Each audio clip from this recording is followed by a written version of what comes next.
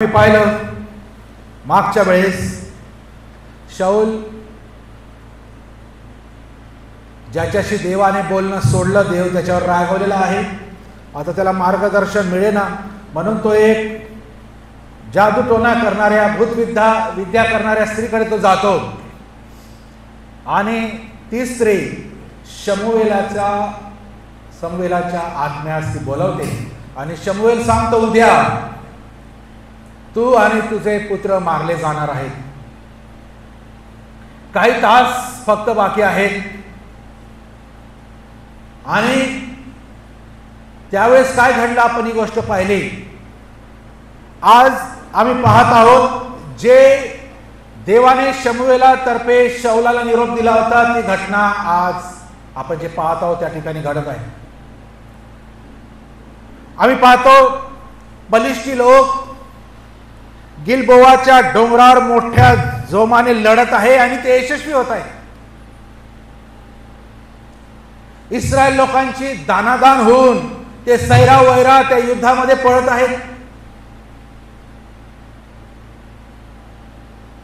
शाऊल आणि त्याच्या संपूर्ण कुटुंबाचा नाश करायचं जसं का त्यांनी निश्चित केलेलं आहे असं म्हणून ते शाऊलाचा पाठलाग करत आहेत. सर्वात पहिले शाऊलाच्या तीनही पुत्रांना त्याच्या डोळ्यात देखत मारण्यात येत आहे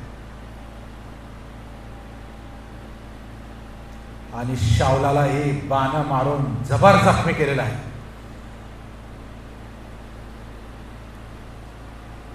या सर्व घटनेवरून देव आज आम्हाला काय सांगू इच्छित आहे, काय दाखवू इच्छित आहे, काय बोध देऊ शकत आहे किंवा आम्ही याच्यातून काय शिकायला पाहिजे. आज एवढे हजारो वर्ष होऊन गेले, परिस्थिती काय बदललेली नाही. जो व्यक्ती कुमार्गाकडे वळतो, जो व्यक्ती देवाच्या आज्ञा पाळत नाही, जो व्यक्ती देवाचं ऐकत नाही, मग तो राजा असो नाही तर कोणी असो, जो स्वतःच उद्देश, स्वतःचा गोष्टी, स्वतःचे विचार, इच्छा, आकांक्षा पूर्ण करण्यासाठी तो जगतो, जो देवाची इच्छा पहिले न ठेवता स्वतःची इच्छा पहिले ठेवून ती पूर्ण करण्यासाठी जी व्यक्ती जगते तिला देव सोडून देतो. त्या व्यक्तीला देव सोडतो. अनेक वर्षापूर्वी शाऊल हा पतित झाला. इब्री लोकांचं पत्र 6वा अध्याय आणि 6वं वचन आपण काढूया. इब्री लोकांचं पत्र 6वा अध्याय आणि वचन 6 मध्ये लिहिलेलं आहे, ते जर पतित झाले तर त्यांना पश्चाताप होईल असे त्यांचे पुन्हा नवीकरण करणे अशक्य आहे, कारण ते देवाच्या पुत्राला स्वतःपुरते नव्याने वधस्तंभावर खिळतात व त्याचा उघड अपमान करतात. नवीन करात लिहिले आहे, जे एकदा पतित झालेले आहेत त्यांचं परत एकदा नवीनकरण करणं, त्यांनी परत पश्चाताप करणं आणि त्यांचं पुन्हा नवीनकरण होणं अशक्य आहे. आणि म्हणून एखादा व्यक्ती पतित होतो त्याने किती सांभाळायला पाहिजे, कारण त्याचं परत नवीकरण होणं हे अशक्य आहे. हे किती कठीण आहे. हा ना सर्वांना इशारा आहे.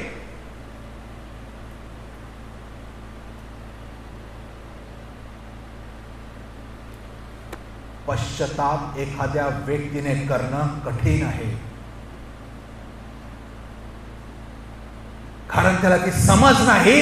सैतानाने त्याचे डोळे घट्ट बंद केलेले आहे, त्याचं अंतःकरण कठीण केलेलं आहे आणि त्याला त्याच्याकडे नाशात आणण्यासाठी त्याने सर्वतोपरी प्रयत्न फिल्डिंग लावलेले आहेत, सेटिंग केलेले आहेत. अशा वेळेस त्या व्यक्तीने पश्चाताप करून त्याचं नवीनकरण होणं, नूतनीकरण होणं अशक्य आहे. आणि हेच शाऊलाच्या बाबतीत घडताना दिसत आहे. म्हणून एखादी व्यक्ती पश्चाताप करते ना, एखादी व्यक्ती रडते ना, ही खूप मोठी गोष्ट आहे. आणि म्हणून एखादी व्यक्ती रडते ना, तिच्या पापाबद्दल पश्चाताप करते ना, स्वर्गात आनंद होतो. स्वर्गात इतकी मोठी गंभीर, इतकी मोठी महत्वपूर्ण ती गोष्ट आहे एखाद्या व्यक्तीने पश्चाताप करून देवाकडे परत येणं.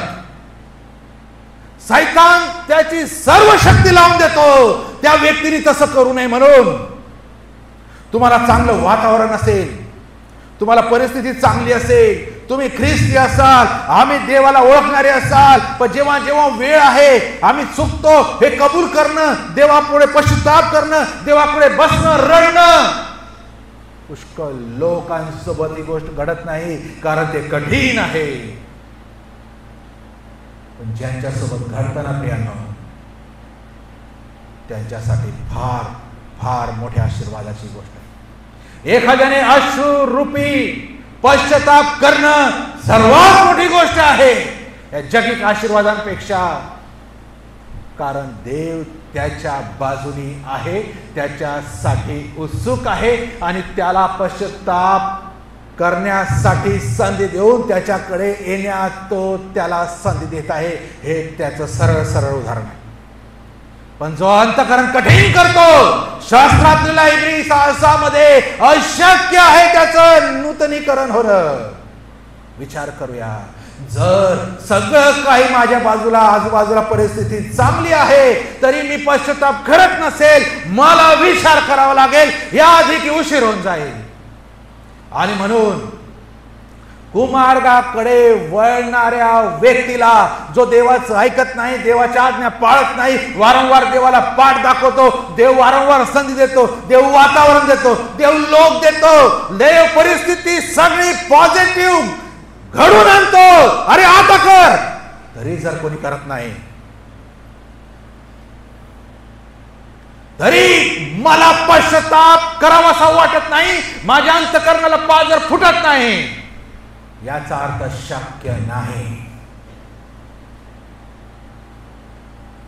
शाऊलाकडे काही तास होते जेव्हा त्याला रात्री कळलं की उद्या तू मरणार आहे, तुझ्या देखत तुझ्या 3ही पुत्रांना मारण्यात येणार आहे. शाऊल फक्त घाबरतो, त्याच्यावर काही करत नाही. अरे बस, धुळीत राखेत बस, युद्ध जाऊ दे, तिथे स्वतःचा आत्मा वाचव, ह्याच्यापेक्षा मोठी गोष्ट नाही. युद्ध हार जीत चालू राहील. तुझं काय, तुझ्या पुत्रांचं काय?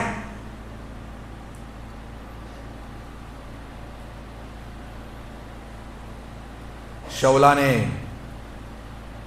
त्याचं सेवा कार्य गमावलं, त्याचं राजपद काढून घेण्यात आलं. याचा अर्थ देवाने त्याला नाकारलं असं होत नाही.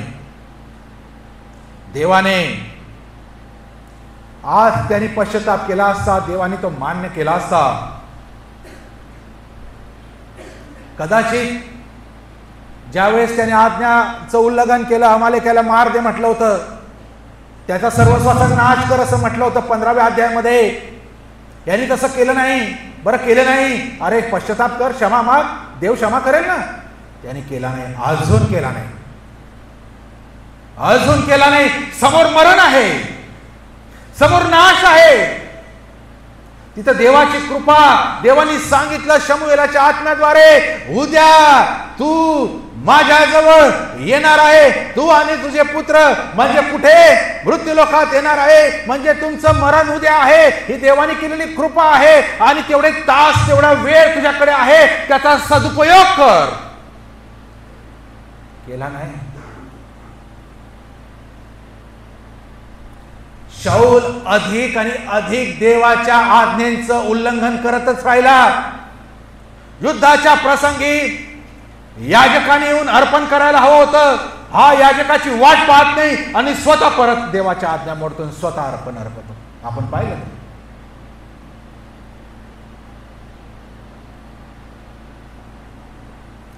ते राज्य त्यांनी गमावलं, त्याला परत कधीच मिळणार नव्हतं.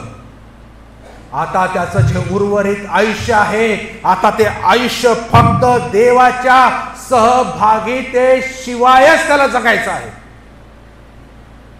ह्याच्यापेक्षा दुसरी कठीण गोष्ट नाही एखाद्या ख्रिस्ती व्यक्तीच्या जीवनात की देवाशिवाय जीवन जगणं.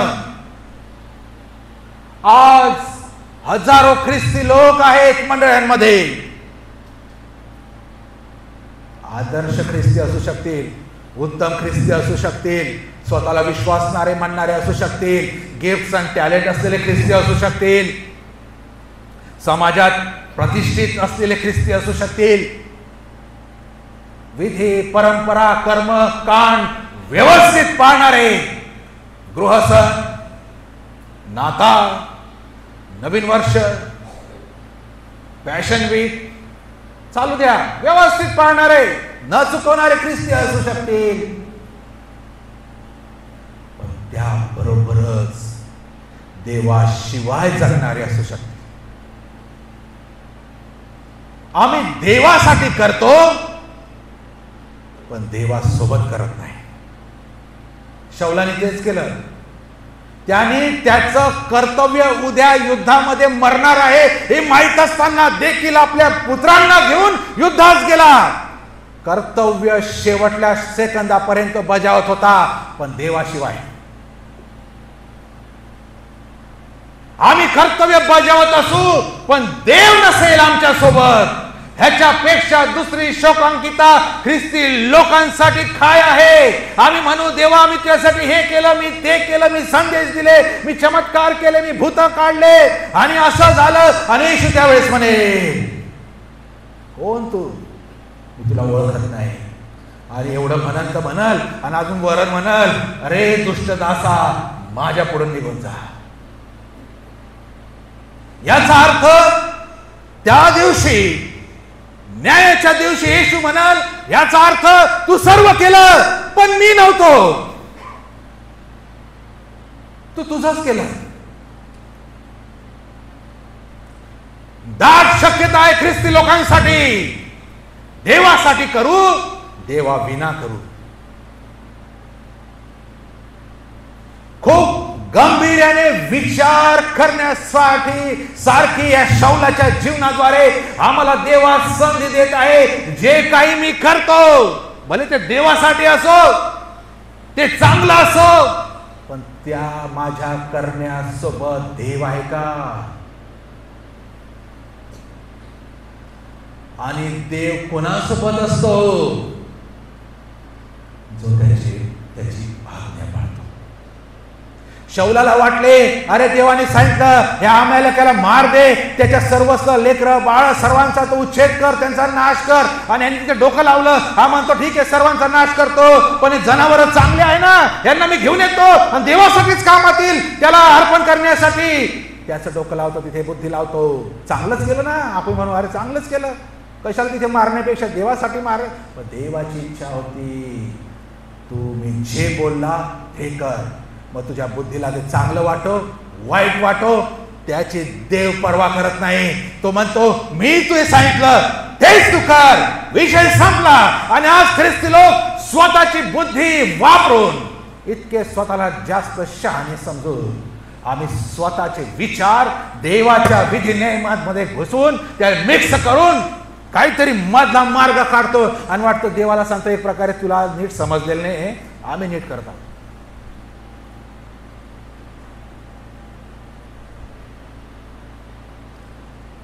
फक्त औपचारिकता करून ख्रिस्ती लोक कर्मकांडामध्ये जीवन जगत आहे पण त्यांच्या त्या करण्यामध्ये देव नाही. ज्याच्यासाठी करत आहे तो नाही.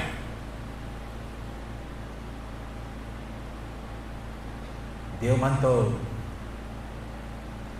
आज्ञा पालनाने जसा देवाला आनंद होतो तसा बली हवनाने होत नाही. दावीद त्याच्या स्तोत्रात म्हणतो देव तुमच्या अर्पणांनी, देव तुमच्या बली अर्पिल्याने, देव तुमच्या कर्मकांडाने आनंदित होईल जर असं आम्हाला वाटतं तर ती आमची चूक आहे. कारण देव फक्त आनंदित तेव्हा होतो जेव्हा त्याच्या आज्ञा आम्ही जेव्हा पाळतो तेव्हा देव आनंदित होतो. मी मोठे मोठे संदेश दिले, मी मोठे मोठे गीत गायले, बाहेर जाऊन मी त्याच्या आज्ञा पाळत नसेल, शून्य. फक्त 4 लोक मला चांगले म्हणतील एवढंच मी कमवलं, ते विसरून जातील 4 दिवसांनी. शाऊल शेवटच्या घटकेपर्यंत युद्ध करत आहे, पण देवाने त्याला सोडलेलं आहे. शक्यता असू शकते आज ख्रिस्ती मंडळांमध्ये हजारो लोक तासन तास या बाकड्यांवर, या खुर्च्यांवर बसून आहेत. आम्ही खूप चांगलं करत आहे असं आम्ही दाखवतो, समजतो, पण देवाच्या आज्ञेचं उल्लंघन करतो. आमचं असं करणं व्यर्थ आहे. शाऊलाच्या जीवनावरून देव आम्हाला ही गोष्ट सांगू इच्छित आहे, त्याच्या आयुष्याच्या शेवटी. आणि विश्वासणारे जे आम्हाला म्हणतो, आमच्या आयुष्याच्या शेवटी आम्ही कोणतं प्रतिफळ मिळवलेलं आहे याचा अर्थ हा आम्ही घ्यायला पाहिजे. काय प्रतिफळ मला मिळालेलं आहे किंवा मिळणार आहे? नुसतं झाड मोठं आहे, झाड चांगलं आहे म्हणून नव्हे, त्याची फळं कशी आहे, जे प्रतिफळ आहे, जे फळ आहे, त्याच्यावरून त्या झाडाची किंमत केली जाते. आणि फळ देणारं झाड, चांगलं फळ देणारं झाड, तो मालक सहजासहजी तोडत नाही.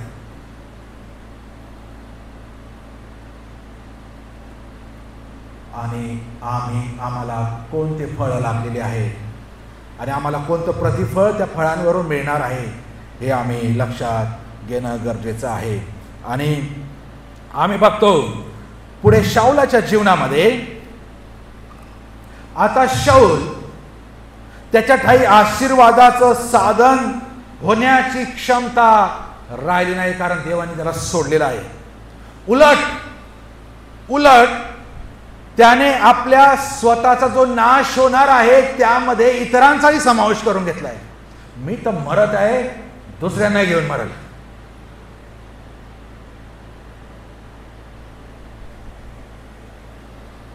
शाऊल आता दुसऱ्यांसाठी आशीर्वादाचं कारण नाही, कारण त्याने देवाचं ऐकलं नाही, त्याने पश्चाताप केला नाही. असे लोक समाजामध्ये अत्यंत विषारी आणि अत्यंत घातक आणि अत्यंत डेंजर आहे आमच्या विश्वासासाठी. जे देवाचं ऐकत नाही, जे देवाच्या आज्ञा पाळत नाही, आता ते स्वतःसाठी आशीर्वादित नाही आणि दुसऱ्यांसाठी आशीर्वादित नाही, आणि स्वतःचा नाश होणार आहे हे माहिती असताना इतरांचाही नाश ते करून घेतात सोबत. असे लोक सर्वांसाठी अत्यंत घातक आहे. देवाची आज्ञा न पाळणारे, देवाने हात सोडलेले लोक स्वतःसाठी आणि इतरांसाठी नाशाचं कारण बनतात आणि स्वतःच्या नाशामध्ये इतरांचाही समावेश करून घेतात.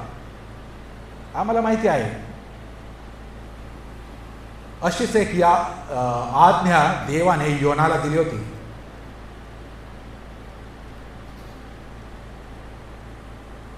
तू काय कर, निनवेला जा आणि प्रचार कर.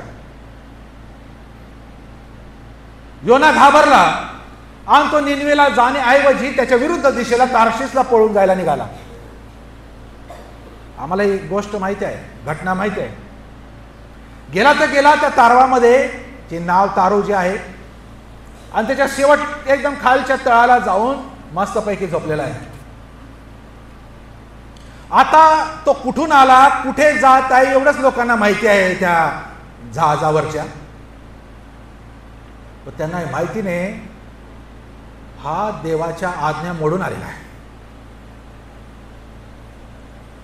हा आमच्यासाठी घातक आहे. हे त्या बिचाऱ्या लोकांना, त्या जहाजावर, त्या तारूवर जे लोक होते त्यांना माहिती नाही. आणि देवाने काय केलं?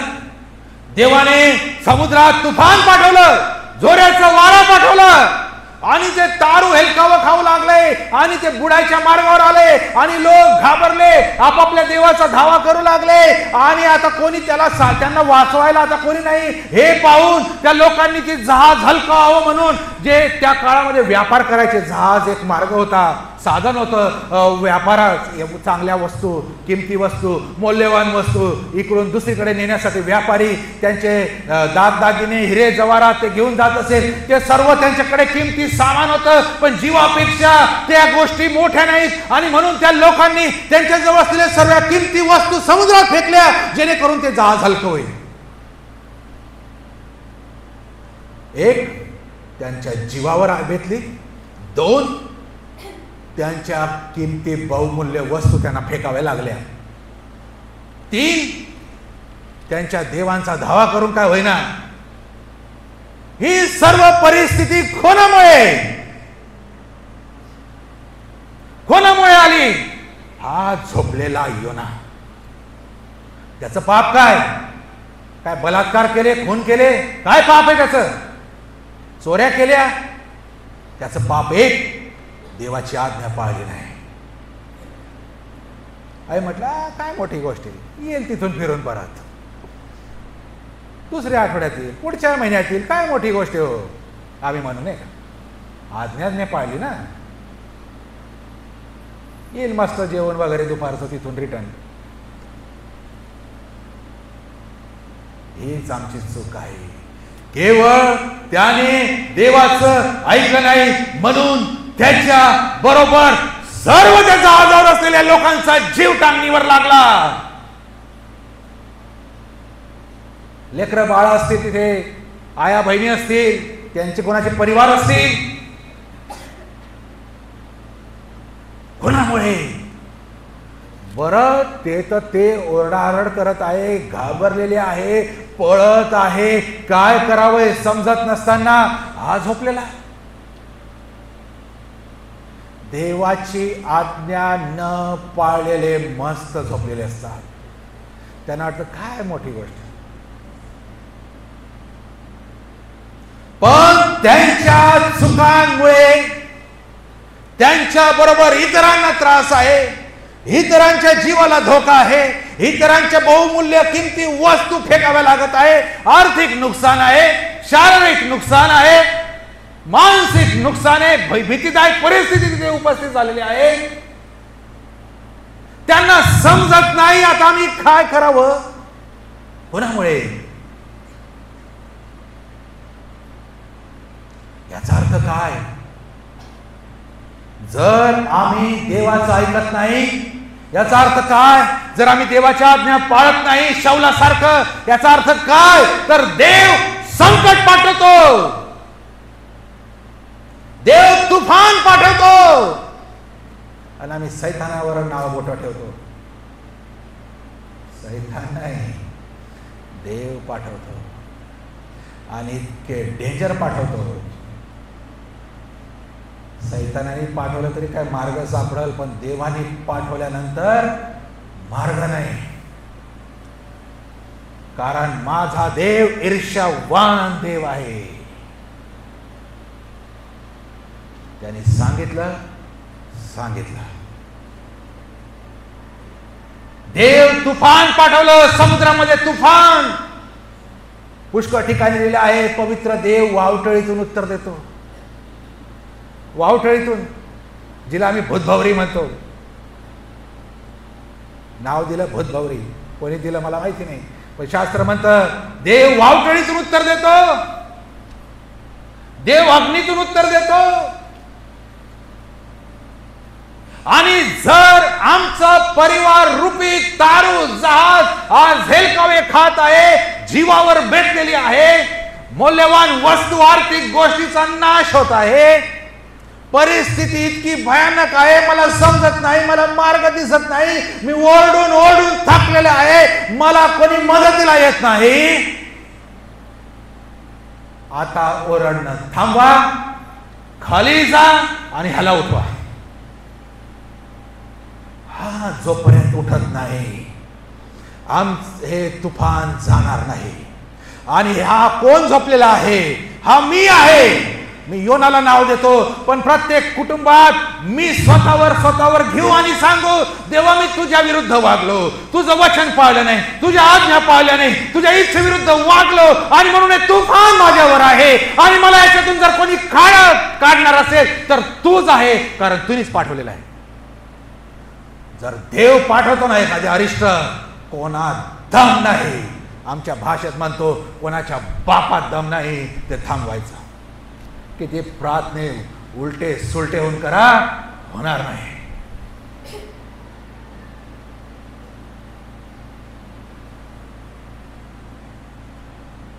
देवाची आज्ञा पाळल्याने त्याला इतका आनंद होतो की आम्ही कल्पना करू शकत नाही. आम्ही आमच्या मनात नसेल ते पण देव देऊन देतो आणि त्याच्या उलट जर आम्ही त्याच्या आज्ञा पाळत नाही त्याला इतका राग येतो. मग हे तुफान येतात, हे संकट येतात, लोक जीवानिशी निघून जातात, तरी ख्रिस्ती लोकांना समजत नाही हे संकट का आलेले आहेत. हे तुफान आज माझ्या नाव्यावर धडकत काय आहे, या मोठ्या मोठ्या लाटा माझ्या कुटुंबरूपी जहाजावर का आदळत आहे. हो, इतकी वाईट स्थिती आहे काय परिवारांची, ते त्यांचं जहाज आज फुटतं की उद्या फुटतं, अशी परिस्थिती आहे. तरी ख्रिस्ती लोक झोपलेले आहेत, झोपलेले आहेत. आणि योनाला जेव्हा समजतं, योना काय म्हणतो, 1 मिनिटाच्या आत ओळखून देतो हे काय चालू आहे, हे काय आहे. हे नैसर्गिक तुफान नाही, लगेच ओळखतो तो, हे सर्व जे काही आहे याला कारणीभूत केवळ मी आहे आणि माझ्यामुळे या सर्वांवर हे संकट आलेले आहे. आणि असे ख्रिस्ती आम्हाला हवे आहेत. चुकलो हरकत नाही, पण आता वेळ आहे, ओळखायला पाहिजे हे तुफान माझ्या परिवारावर, माझ्या मंडळीवर काय आहे, तर हे तुफान माझ्यामुळे आहे. असे ओळखणारे, असे जाणणारे लोक आम्हाला ख्रिस्ती समाजात हवे आहे. आणि तो म्हणतो मला उचला आणि फेका.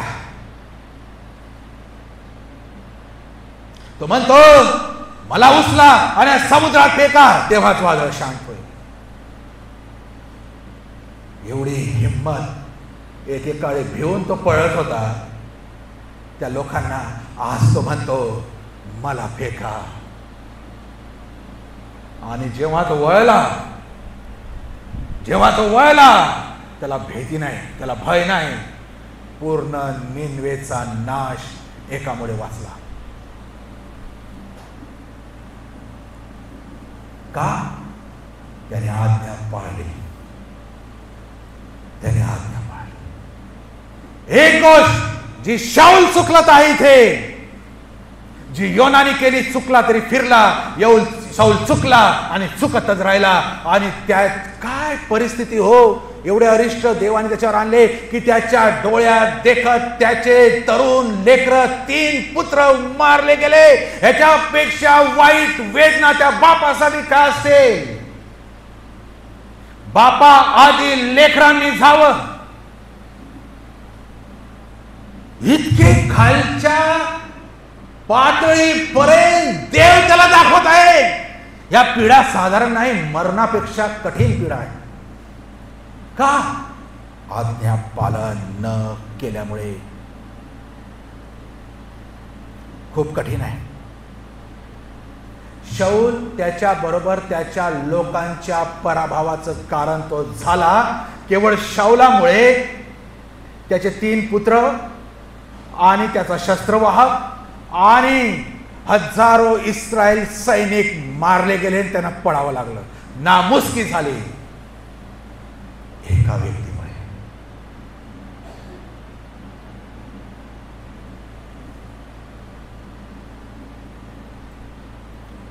जेव्हा शाऊल राजगादीवर होता त्याच्या सुरुवातीच्या दिवसामध्ये, त्यावेळी तो दाविदावर जलसी करायचा, दाविदाचा हेवा करायचा. असा प्रसंग आला की आता शाऊल जो दावीद त्याची मदत करत आहे त्यालाच मारायला टपलेला आहे. त्याच्यासाठी तो गिटार विना काय वाजवत आहे, त्याला भाल्याने 2दा-3दा त्याने भाला फेकून मारला, त्याला भिंतीवर लटकून मारण्यासाठी. जंगलामध्ये रानामध्ये त्याला शोधत फिरत आहे सैनिक घेऊन. आपली ऊर्जा आपली शक्ती वेस्ट करत आहे, दाविदाला मारण्यासाठी शोधत फिरत आहे। खरं तर इस्रायल लोकांना राजा कशाला हवा होता माहिती का? इस्रायल लोकांना पलिश्त्यांपासून सोडवण्यासाठी राजा हवा होता आणि पलिश्त्यांना मारण्यासाठी, पलिश्त्यांवर विजय प्राप्त करण्यासाठी ते शाऊलाला त्यांनी निवडलं आणि शाऊल त्याचं काम सोडून तो दाविदाला शोधत त्याला मारायसाठी फिरत आहे। काय उलटी परिस्थिती आहे। अरे जो दावीद तुझाच आहे ना, तुझ्या राज्यातला आहे ना, तुझाच भाऊ बंधकीतला आहे ना, तुलाच मदत करायला इथे आहे ना।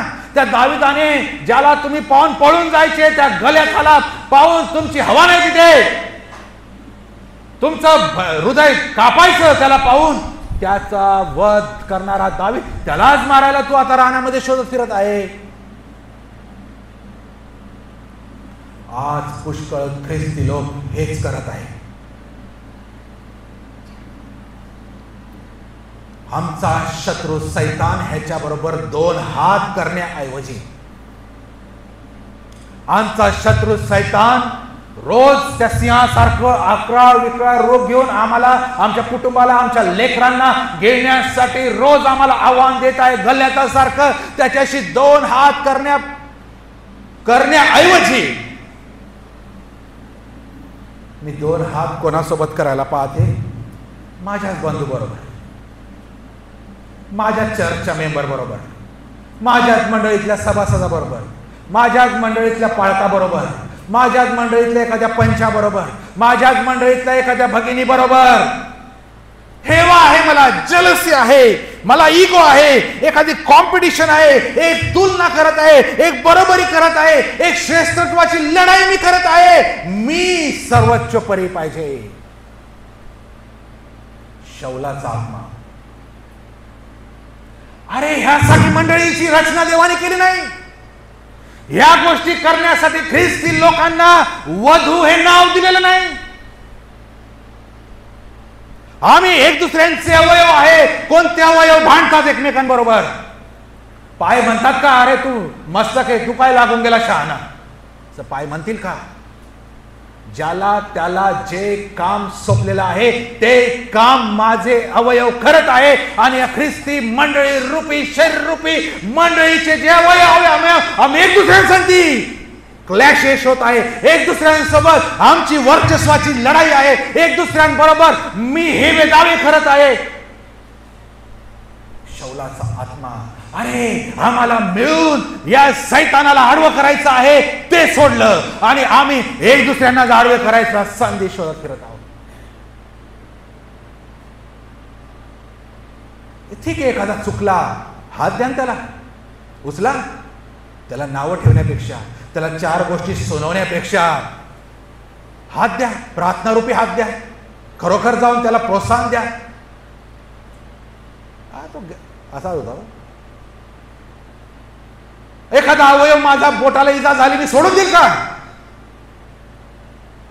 काहीतरी मलम पट्ट्या, काहीतरी बँडेड वगैरे आणल, ते रक्त थांबवायचा प्रयत्न मी करेल, कारण ते रक्त थांबलं नाही तर मग मी पण मरेल त्याच्याबरोबर, हे मला माहिती आहे। त्याप्रमाणे या मंडळी, शरीररूपी मंडळीत एखादा चुकला, एखादा पडला, त्याला कोण उभं करल?